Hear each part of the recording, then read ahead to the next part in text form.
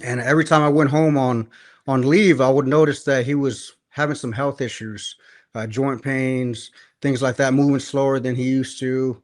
You don't have to tell us your numbers, but if somebody were to wonder, like, how much should I expect to have initial in capital or funds, what would be a good guess, or based on your experience?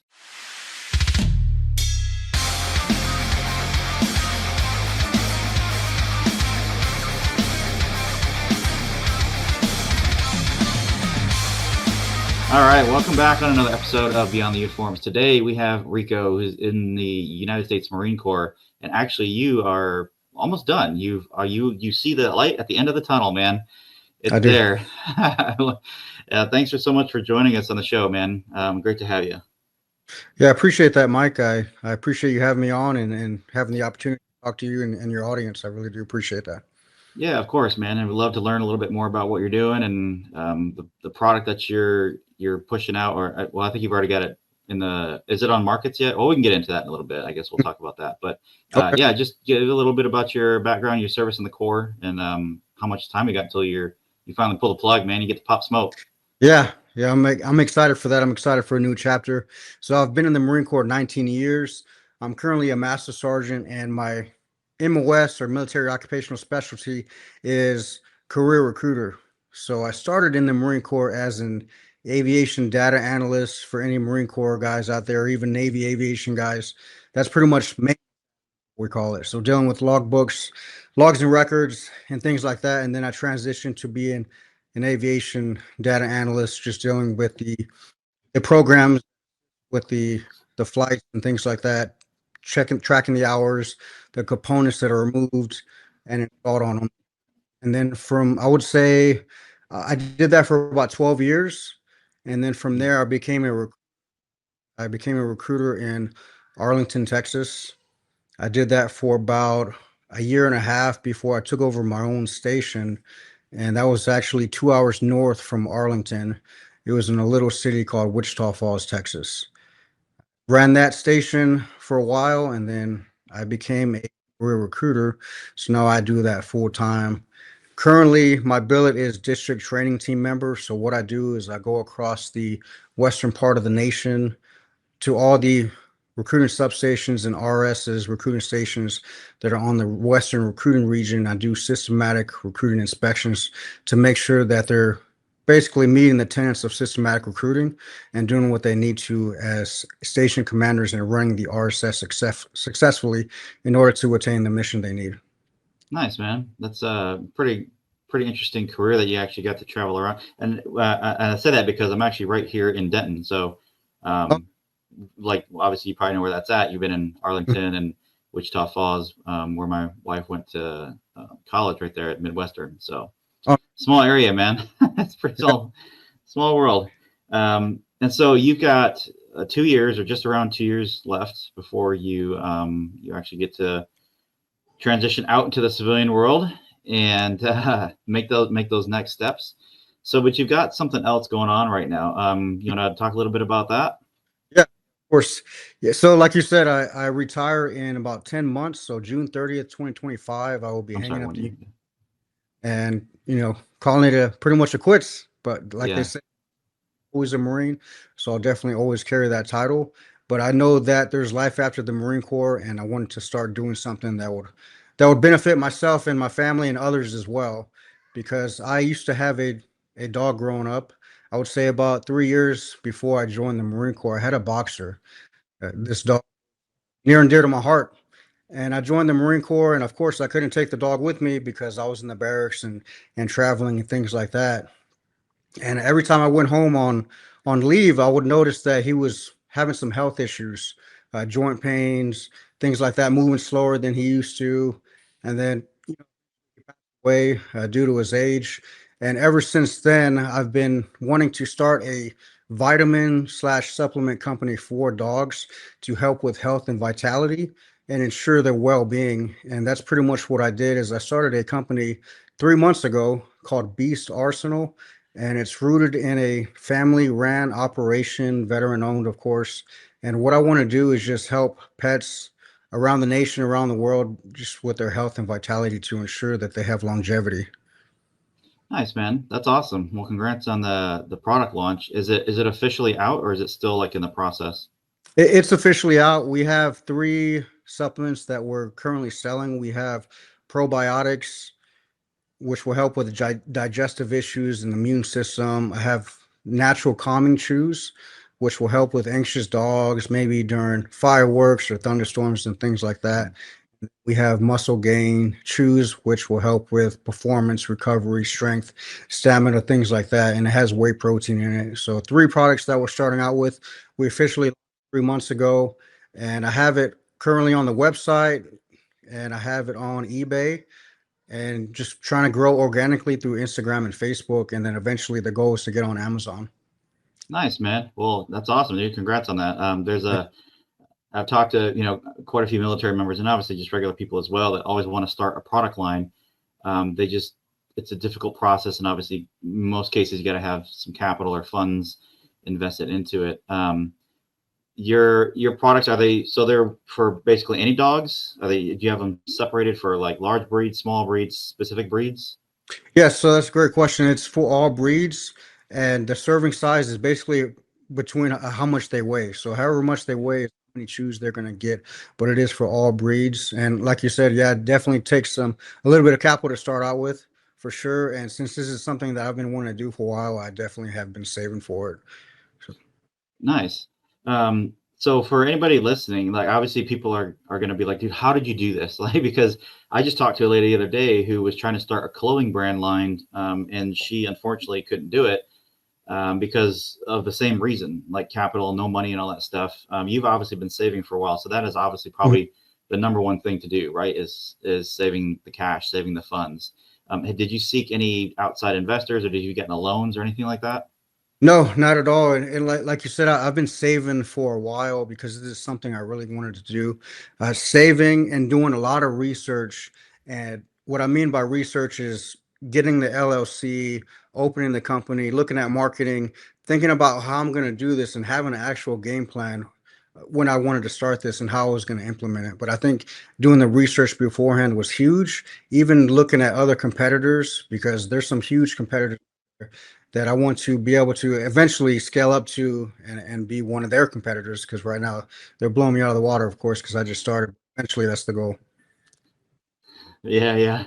So that's the biggest thing I think. Some people don't put much effort into is the research. Like they have, I've done it too, of course, and I'm throwing myself in there as well. I've started, my whole background is, marketing, building websites, and sales funnels and all that stuff. And now I'm kind of into AI and automation. So this podcast and this newsletter it's kind of something I'm doing on the side, but I want to get it to I want it to be my main thing because I have so much fun in doing it. But one of the things that I did when I first started learning about like AI, and even when I was doing this newsletter, is like there's so many out there already. How can you be different? Because you don't want to be like just another Me Too supplement company, or I don't want to be just another Me Too like newsletter. Um, so as far as research, that goes into what you did you look at the top? Obviously, you looked at the top competitors. Was there any other things that kind of gave you an advantage or like leverage over some of your competitors as far as I like would, your products? yeah, that's a great question. I think being in the world of recruiting, we have to talk to people daily, and we have to be uncomfortable with or be comfortable with being uncomfortable, and a lot of times that's what we do every single day as a recruiter. So just being able to talk to anyone and everybody, I think, helped me have that leverage. And it's funny that you asked that, because I was actually in a coffee shop this morning here in Fort Worth called Boulevard Brew, and I was just talking to the guy and having a conversation. And long story short, we started talking about the supplements, and he asked me if he could buy some wholesale and put them in his coffee shop, because there's a lot of pet owners that go to that coffee shop. And I was like, absolutely. So just being able to have conversations and talk to anybody and everybody you can is what I live by, and I think that helps you gain the most exposure that you will need for any company. Yeah, for sure. Sometimes, I have a mentor, and one of his biggest things was he always told us like, go be a customer of your competitors because that's how Hmm. you're going to get the most valuable information. Like buy their products, go through their sales funnels, and do all those things that you need to do. Just find out how they're marketing. And I think that's one of the biggest keys on how to actually market your product is look at what the other competitors are doing and figuring out like what is their strategy, and then ultimately how can you beat them, right? Now, I think the next obstacle, okay, so we did the market research. So the next obstacle, I guess, if you want to call it that, would be like, how do you find the manufacturers to make these products? Because when I looked at doing a product a lot too long ago as well, that was my biggest deal, was like, how do I find the manufacturers? Because obviously you have to buy in bulk, you have to go through a testing process and a tweaking process. How did you find the manufacturers for this? So yeah, it was that's a great question. With the research that I was doing, I was on Google and searching for USA manufacturers, and there's quite a bit that come up. And just making phone calls with them and doing these conference calls with them, understanding their product, what they put in it, and how much they charge is pretty much what I did. And I had to find, of course, the most cost-effective solution or that would help me out as far as putting that product out there as fast as possible. But yes, finding USA manufacturers was just a Google search, looking at the company, looking at the website, looking at their mission, their values, and things like that. And that's what I looked for in the company. Gotcha. And so you eventually landed on one. Does it take them a while to manufacture this stuff? Yes, it takes about 8 to 10 weeks Wow. for them to actually get the product. Okay. Thousands and thousands. And then obviously you have to have your own shop and distribution center, or how does that? Correct. Yes. So I had to get a warehouse. I had to get Oh that. man, Oh, that's all part of the saving the money. Everything is and looked at research. Yeah, so everything as far as research as for me has gone is that's pretty much what I've done. gotcha. Okay. Um, so we've got the research done. We've got the product launch. The next step is obviously the marketing side, which obviously is another huge expense. So obviously, you know that launching a product is not cheap at Mhm. all. It takes quite a bit of investment. Um, when you go to market the product, you said you're doing a lot of this organically. Yes, I'm doing it on Instagram and Facebook currently, and I would say in about the next 2 weeks, I plan on running ads through Meta and Instagram, and then of course Google. So that's the plan right now currently. Gotcha. And then any distributions in some stores besides the coffee shop?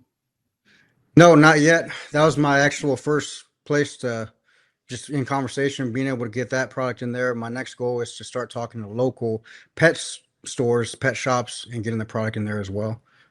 Okay, that makes sense. Yeah, because obviously companies like PetSmart and Petco and all them, they're pretty massive. Like even if you could Hmm. get it in Walmart, I think would be a pretty awesome goal to have. Yeah. To huge distribution channels right there. Hmm. Now, as far as the products themselves, can you talk a little bit about the products there? Like I'm assuming like high quality and I don't know if it's organic or not, but what's some of the stuff that goes into the products?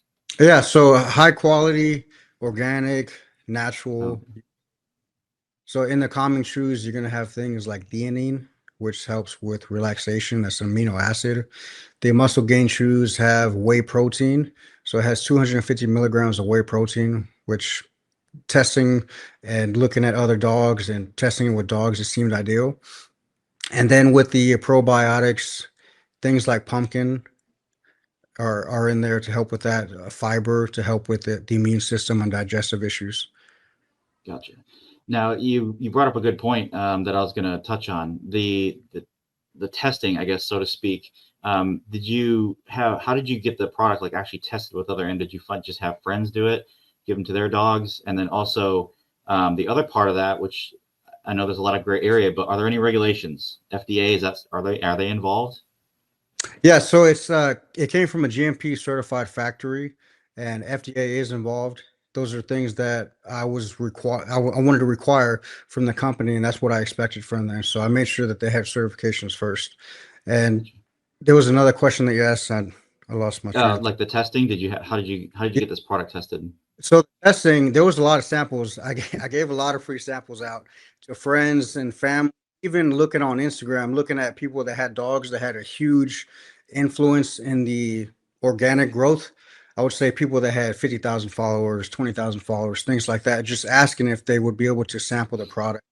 Hiring UGC creators, asking Mm, people pretty much market the product by sending me pictures if I gave them a free sample. So these are all things that I did. Testing the flavor with different dogs. I mean, we tried bacon and chicken and beef, and we've noticed that dogs like chicken the most, from what I can see. Oh wow, interesting. I'd be a baking person. I'd Yeah, be a bacon dog myself. yeah. I think I would too. Right. Uh, well, that's a good point that you hit on. I think a lot of people overlook, like even when if they're just even if it's just a service or versus a physical product. You said handing a lot of samples out. Obviously, again, it comes back to investing a lot of money into this Hmm. product in order just to even try to get it into the hands of people. Because obviously, if you're going to reach out to content creators, you're going to reach out to influencers. You don't want to hand them like your first or second, maybe even your second level iteration of the product, because it's going to be all over social media and you're going to want that stuff to come back in a positive way and not a negative way. Yeah. But social media, right, is a big thing right now, especially with influencers, content creators, UGCs.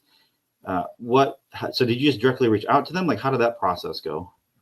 Yeah, so just reaching out to them directly, and then you have things like Fiverr and Upwork. I'm not sure if you've ever heard of those platforms. There's those are where you can get freelancers and things like that. So looking at those platforms and seeing who's actually doing that work, and then sometimes there's money involved where you have to pay them. They won't just take a sample; they want money as well.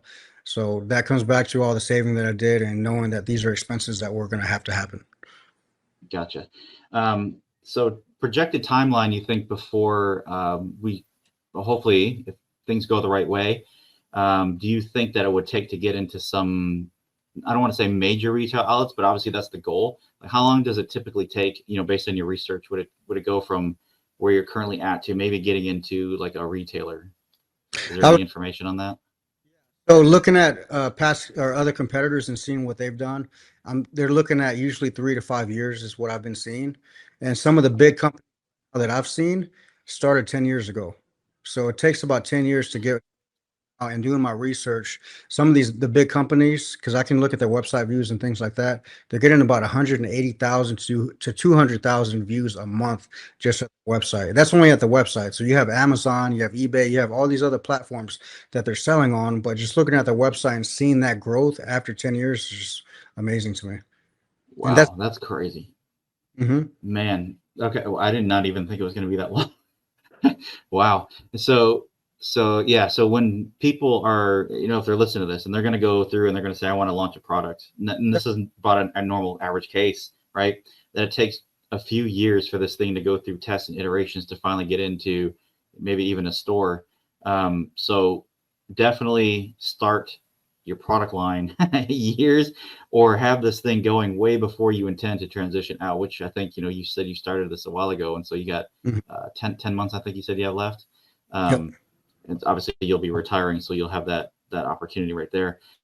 If you wanted to go out and check out your products, do you have a site we can direct them to, or social media that we can send them to? Yeah, if you just look at Beast Arsenal on Instagram, all lowercase, or go to beastarsenal.com. That's BeastArsenal.com. You'll see the supplements there. I'm actually revamping the website as we speak. Currently, it should be done in the next 2 weeks, and I'm hoping to start pushing that new website with the ads in 2 weeks. Nice. Um, One last question is, well, before we sign off, if anybody's curious about, and obviously this is probably not as expensive as some other products that some people might be thinking about to launch. You don't have to tell us your numbers, but if somebody were to wonder, like, how much should I expect to have initial in capital or funds? What would be a good guess, or based on your experience? Looking at the product that you want to buy, marketing, website design, research, I would say at least bare minimum 20,000 at least. Okay, I would say that's 20,000. okay. That's not entirely bad. I was thinking like 100,000, but that's actually pretty good. 20,000. That's actually a really good figure. That's for And now considering, of course, that's what. that's just for the bare minimum. Yeah. I would Yeah, say yeah, 20. bare minimum, right? And obviously, the more that you invest, the more that you can get this going faster. The more advertising you can do, the more contacts that you can reach out to, and these products into the hands of some people, and ultimately, like these big retailers, hopefully, that'll be the best way to go. Maybe open up your own shop. I mean, you could even just eventually maybe open up your own storefront and franchise it out. Yeah, that'd be awesome. That could be another option too. Awesome, man. Well, this was pretty short, but it was very straight, direct to the point. I think we pretty much hit on all the main topics or the main concerns that I think people might have, especially in the food or supplement industry.